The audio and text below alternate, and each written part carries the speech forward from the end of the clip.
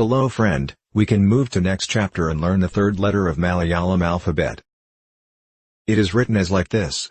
This letter looks different from the first two letters. Doesn't it? Please try to picture out this letter in your mind. Then we can think about its pronunciation. Let's read the English words. England, Iraq, India, Iran, Istanbul. You can see words beginning with English letter E and I in the above list. Try to say the words. Do the beginning sound same or different? The beginning sound of every word in the given example is same, and that sound corresponds to the pronunciation of Malayalam letter, E. Now you are clear on the pronunciation of the letter E. Could you pronounce it 3 times? E. E. E. Wow, you successfully learned to read the letter E. Congratulations! Thank you for your wonderful time to learn one more language. See you in the next class.